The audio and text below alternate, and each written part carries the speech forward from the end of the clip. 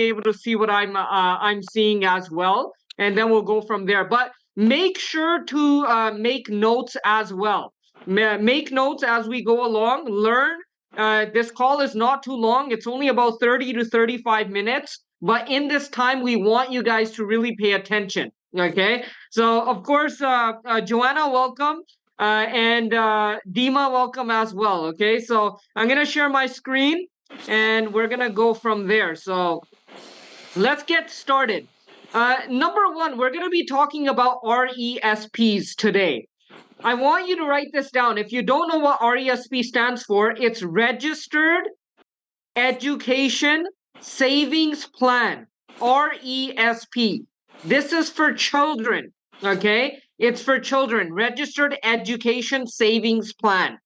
And if you ever want any details on this, you can actually log in. If you're licensed, into your IA, and you can look at what can you do? What are the contributions? What are the grants the government gives? How do you withdraw the money? How can you take it out?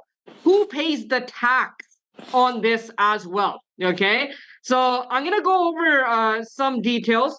Our team name is Educate Financial. We want to grow this team to 100 licenses. We're well on our way. I think we're about 30 licenses in our agency. I know by the end of this year, we'll get to 100 licenses in our agency. A lot of you on this call are getting licensed. I want you to make some notes as we go through this. First thing we're going to do is we're going to talk about the RESP, Registered Education Savings Plan. I want you to make some notes. Number one, something that I want you to understand about a RESP, the government gives you a 20% grant for your contributions, okay? So 20% grant will come from the government for your child's education. The limit is up to $500 a year. Up to $500 a year, okay? So now something I want you to understand here, I'm going to give you an example. If a parent is putting $100 out of their pocket into a RESP, the government is going to match it by 20%. So if they're putting in $100, the government is going to put in $20 and they're going to get $120 in the child's education plan, okay? Now, some parents might ask you, how can I get the maximum $500? I just give them a simple number. If you put in $200 a month into this plan, the government will give you $40 as a grant. And that makes it $140. If you multiply $40 by 12, you have $480. You're very close to the maximum, okay? So if a parent ever asks you, how can I get the maximum benefit in a RESP plan? Just tell them you put in $200 out of your pocket, you're very close to the maximum. You're getting the maximum grant in this as well, okay? So I hope this is clear. All you need to understand about a RESP plan is 20% grant, $500 maximum per year, okay? So 20% grant, $500 is a maximum per year. Now, what are some benefits? I'm going to show you a very simple example. This is an example for a 1-year-old child. They're putting in $200 a month at 4%. At 4%, okay? Over 18 years, the child will have $68,000 for their education. Okay, they want to go to university, they're going to have $68,000 for that education. Now, it breaks up into this. There's 3 components to this $68,000. Number one is what the parents put in. They put in out of their pocket $39,000. The grants, the government. No, unfortunately, we lost the main speaker. I think he doesn't even know that he get disconnected. No, he knows. He knows. I called him. He's trying to reconnect, so he's coming back. Maybe Yulia, you can take over the rest of the part. Well, I want to see where he stops. On the most important part. On the most important part. Okay, we can maybe we can talk about the education in the meantime, but he was just about to show the numbers, so that was important, and now he is gone. But we can talk about parents, kids, and importance of education. I'm a parent myself, and I know that Canadian cost of living goes up. All the adults are concerned about the cost of living, education, prices of housing, etc. And all the parents are very much concerned about the future of their kids. They don't know, lots of people, you may maybe even hear saying that, oh, we're so lucky to have a house. That's what older people say. We don't know what's going to happen to the next generation because they cannot afford the house anymore. People say, what about the education? So the average cost of education now in Canada for 4 years degree is $50,000. And in the next 15 years, it's the projection is that it's going to go up by about 40%. So by the time my son graduates, he's now 8, the education is going to be about $75,000. How many friends, how many families, Canadians, immigrants, how many people do you know that have cash in their pocket available for their kids to study? Not all of the people that I know in my circle can afford it. What happens if they have not one child? What if they have 2 kids, 3 kids? Can these people afford the education? And the answer is no. But there are several vehicles available in Canada to help parents with this. Many people argue that there is a loan available from the government. So kids, if we cannot afford to save up, kids can just get a loan and it's no interest. Okay. How long does it take to pay $50 back? So if it's $50,000, how long does it take to pay back? How much can kids afford to pay? So if it's $500 a month and there is no interest, it will take them over 8 years just to repay the loan. And if the education becomes $75,000, it will take them over 12 years to repay the loan. But we know that education is just one of the milestones. It's not the end of the life, right? It's just the first milestone. So kids, to get a good future, need to get education. What else? At that time, they may be starting the family, right? So the expenses are not going to stop. The student loan is not going to be the one of the expenses. They may be buying a house and it's going to be the second expense and it's going to go up and the down payment is going to go up. So how can parents help their children to achieve all of the milestones? Parm was just covering the RESP, and I hope he comes back and he can actually show us the numbers and how can people and Canadian families can help their children. But I would like to say that we are so lucky that we have all the tools and the funds to actually make a future for our kids. What do I mean? All the Canadian families receive the child tax benefit for their children. How much? So it's anywhere usually from $200 up to over $600, depending on the age of the child and the income of the family. So what does it mean? It means that the government gives parents the money for the children, and how these parents are going to manage the money, what are they going to do, depends on the knowledge, and it's our job to educate. All the parents, they love their children, so they want the best. So I'm not saying that any parents will just take the money and use it not wise, even though it happens. But sometimes, giving love to our kids, we feel like buying toys is what we want to do.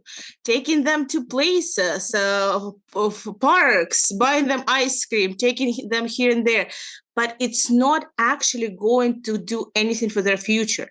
But taking the same $600 per kid and managing it correctly will change their life dramatically. And you know, I come because I talk to a lot of parents, because I'm a parent myself. I come to the conclusion that people just do not know what to do. They get the money, they heard about the RESP, and they don't know what else they can do to build the future for their kids. So I'm hoping Parma is going to come back and show us an actual number that we can have if we open RESP. And I think Juliana is going to show what else Canadian families can do to build a good future for their children. So Juliana, we'll just go back to you.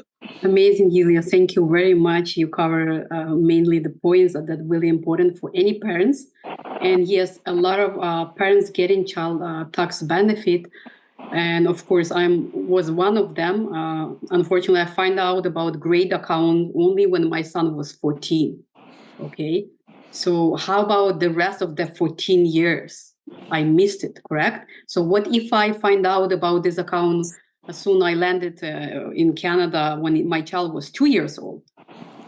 Then Hi, Yuliana. Sorry, Yes, by today, my internet fell off in the office. So, Yuliana, you want to finish or should I pick up where I left off? yeah, I will finish and then rest I will give Okay, it. sure. Absolutely. So- All right. Yeah, important to understand then the sooner you're going to start saving money toward your children's future. And also, most of you guys license, you need to understand how to bring awareness to the parents, what question to ask, right? And how simple way to explain, Parm will cover that part, the accounts, and where is a more benefit for the child future, right? So the few questions that keep questions that I use most of the time, and so far every parent want the best for the child, the best account, the maximum benefit, and you have to know what those questions are, right? So the first questions is, have you started planning your kid's future or child future? Okay, where your child gonna get education? How much is gonna cost, right? These key questions. You're gonna make parents think, okay, yeah, my child little, but I need to start thinking about the future, right?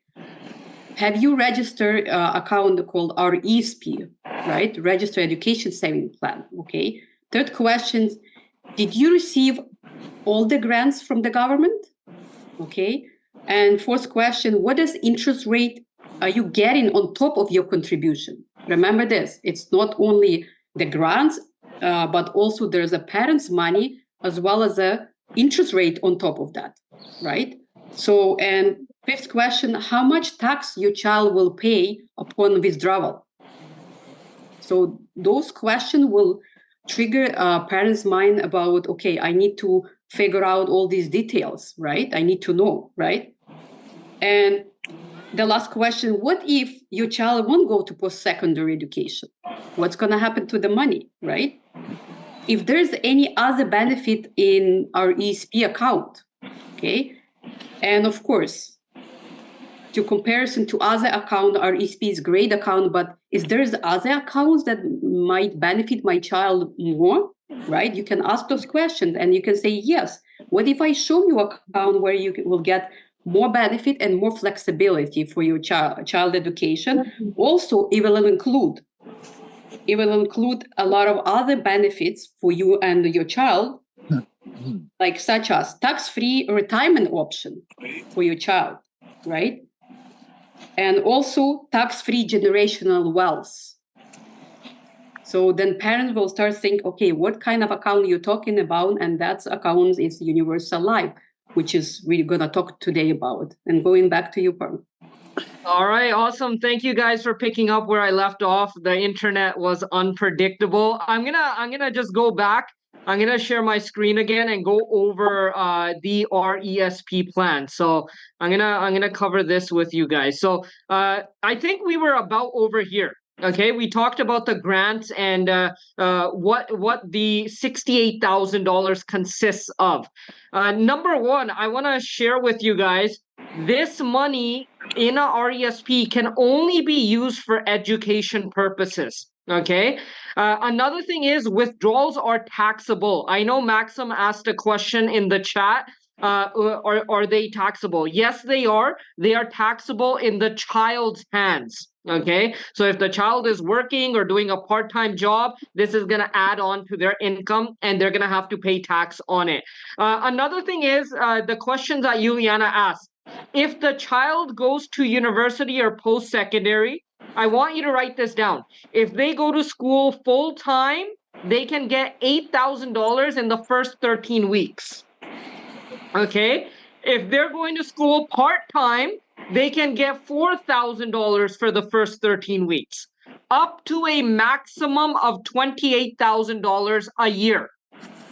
in a RESP. Okay.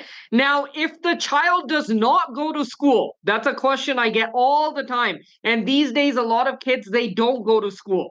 If the child does not go to school, I'm gonna actually highlight this and give you an idea. The parents will keep the contribution, the grants will go back to the government, and they can keep the interest.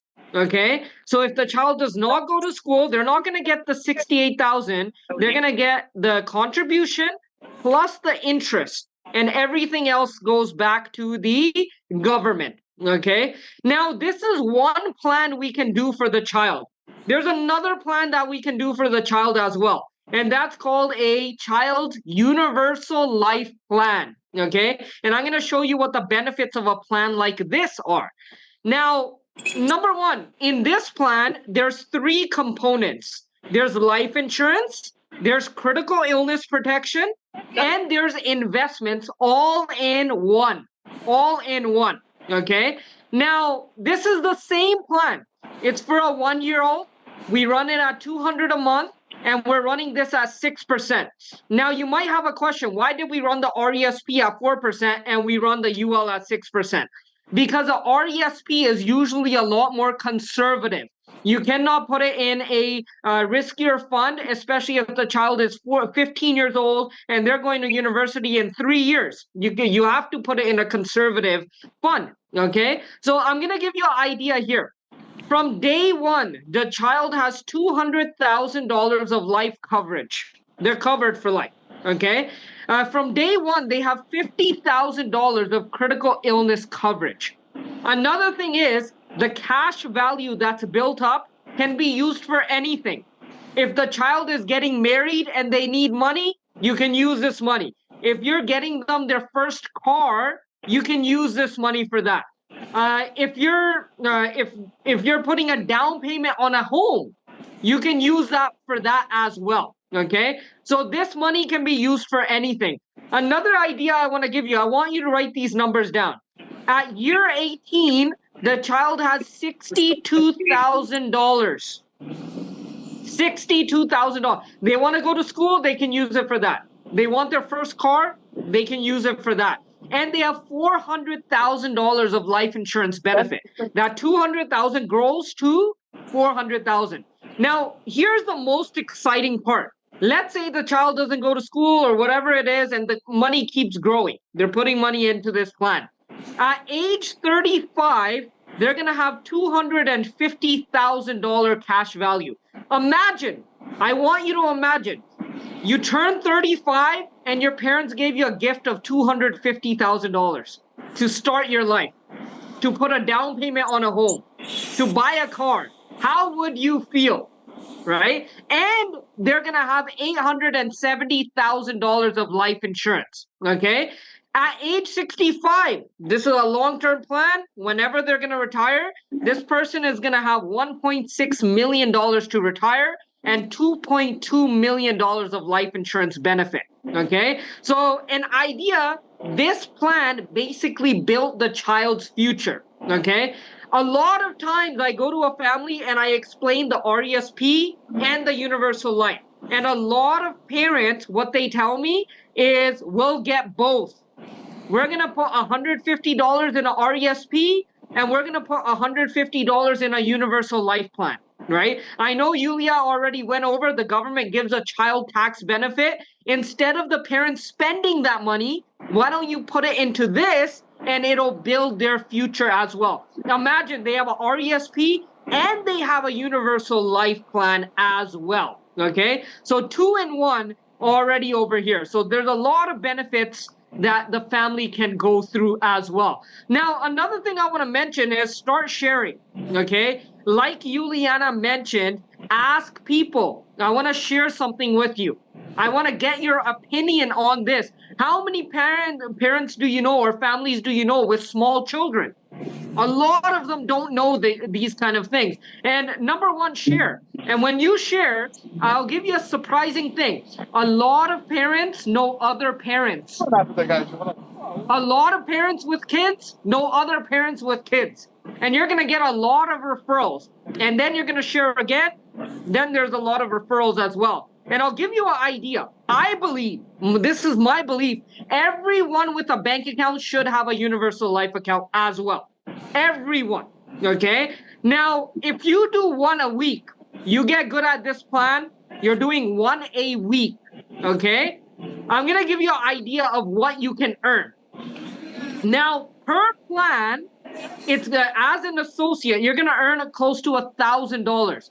If you do one a week, that month you made $4,000. I want you to imagine, a lot of you on this call are part-time with us. Imagine you can add an extra $4,000 to your monthly income. That's huge, okay? Now, as a marketing director, you do the same plan, you earn about $1,400 per plan.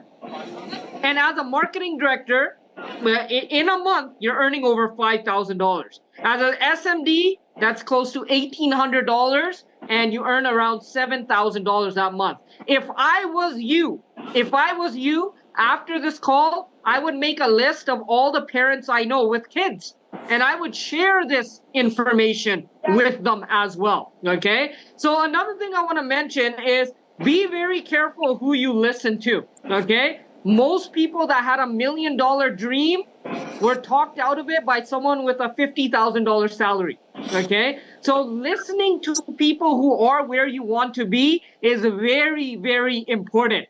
Another thing is start doing the business, okay? When you do it, you understand it as well, okay? So we have really good plans for children. We have something that parents need, but they don't even know it exists. They don't even know it's there, okay? So other than that, I hope you guys learned something. If you're not licensed, get licensed. If you're not licensed, get licensed, right? I know, Anna, you came on a little bit late, but we recognize you as well. Congratulations on passing your ethics, okay? So that's a huge thing. And Joanna, a huge congratulations to you for really getting your license, officially active with the council as well, okay? So other than that, any closing statements from Juliana? And then we're gonna close out and we're good to go. So Juliana, you can unmute yourself and we'll go from there. Joanna, I see your hand there. Awesome. I'm really excited to mention actually that you guys have a license that can bring value not only to your bank account, but also to other families. And I want to mention that we shouldn't be actually undercover agent, and some of guys are, because we really bring value to families, right? And those accounts can save families' future and give them a proper education. So people who knows other people and other family, they should reach out, family with kids. And this is the easiest account to offer to the clients, since everyone love their child, everyone want to do the best for the child, and properly using child tax benefit, that's going to bring actually lots of value. And with that, I want to close our training. Thank you, Farah. Awesome, awesome. And just to close out, Yulia, I want her to speak as well. She has one of the fastest growing base shops, a lot of licenses popping out and people hitting their first paychecks. So Yulia, any closing remarks? And then we're going to end off. I do not have any closing remarks, but I know that Joanna has a question. That's why she had her hand. So let's just let her unmute herself and see what kind of question she has. Yep. Hello, everyone. Thank you, Julie. Oh, yeah. 2 questions about the product. I want to understand. The first one that you said, you compare the 4% and the other one you are comparing at 6%. Is that the rule, or is just it's just something that we do because the RESP is usually a lot more conservative. Also, another thing is, as the child gets older, once they pass 13 years old and 14 years old, you have to, what we do is we switch their funds to a more conservative fund, because you don't want the child being 17 years old and then the market drops, and when the child needs the money is not there. So we always switch it. That's why we run that at 4%. The universal life we can run at 6% as well. It usually returns a lot higher than that as well. So the figures that we showed for the RESP and the figures that we showed for the universal life more than likely they will be a lot higher than whatever we showed. We take into account the worst case scenario. Okay. And the last one, in the UL, the kids doesn't need the insurance number. No, it's not the insurance number. It's the, I mean, it's for immigrants. Oh, yes. Yeah. Immigrants can get this plan for their children as well. Funny enough, actually, I met somebody yesterday. The child does not have a SIN number. They're No. here on a work permit. They actually cannot get government grants. They cannot get the RESP, but they can get a universal life. That's something that you can offer, even if they are immigrants. That's something that they can get for their child. Okay, that's perfect. Thank you so much. Awesome. Okay, guys, let's help out families. A lot of families out there need education. They need this help as well. And once again, many of you are getting licensed. Let's go out there, share this information, and go from there. Okay. So good night, everyone. Enjoy your evening, and I'll see you guys all next time. Warm, can I ask you one more question, please? Just the last one. Yeah, Maxim, go ahead. Yeah, just the last question. So if the immigrants can get that universal life, and if for some reason they can go back home, can they use their benefits and stuff afterwards, like once they're back home in their own countries? Absolutely. As long as the premiums are being paid, it does not matter where in the world they are. This plan will still be valid for them. Yes. Okay, sounds good. Thank you. I appreciate it. Awesome. Okay, all right. Good night, everyone. I'll see you guys all next time. All right. Good night. Bye-bye.